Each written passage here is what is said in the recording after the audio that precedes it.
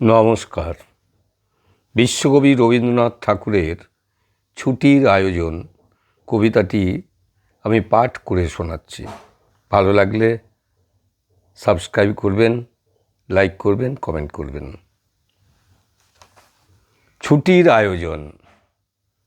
কাছে এলো পূজার ছুটি, রোদ্দুরে লেগেছে চাঁপা ফুলের রং, হাওয়া উঠছে শিশিরে শিরশিরিয়ে, শিউলির গন্ধ এসে লাগে যেন কার ঠান্ডা হাতের কোমল সেবা।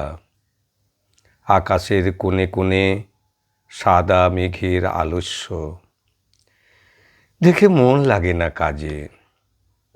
মাস্টারমশাই পড়িয়ে চলেন পাথুরে কয়লার আদিম কথা। ছেলেটা বেঞ্চিতে পা দোলায়, ছবি দেখে আপন মনে।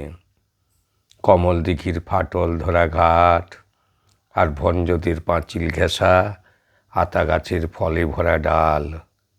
আর দেখে সে মনে মনে তিসির খেতে গোয়ালপাড়ার ভিতর দিয়ে রাস্তা গেছে এঁকে বেঁকে হাটের পাশে নদীর ধারে।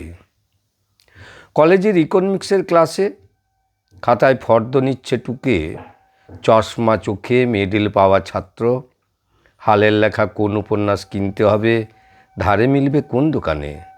মনে রেখো পাড়ের শাড়ি, সোনায় জড়ানো শাঁখা, দিল্লির কাজ করা লাল মখমলের চটি, আর চাই রেশমে বাঁধাই করা অ্যান্টিক কাগজে ছাপা কবিতার বই। এখনও তার নাম মনে পড়ছে না।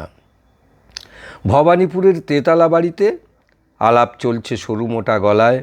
এবার আবু পাহাড় না মাদুরা, না ডালহাউসি কিংবা পুরী, না সেই চিরকেলে চেনা লোকের দার্জিলিং। আর দেখছি সামনে দিয়ে স্টেশনে যাবার রাঙা রাস্তায় শহরের দাদন দেওয়া দড়ি বাঁধা ছাগলছানা 5টা 6টা করে।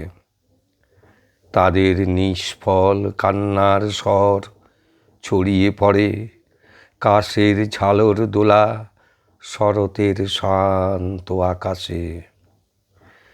কেমন করে বুঝেছে তারা এলো তাদের পূজার ছুটির দিন। নমস্কার।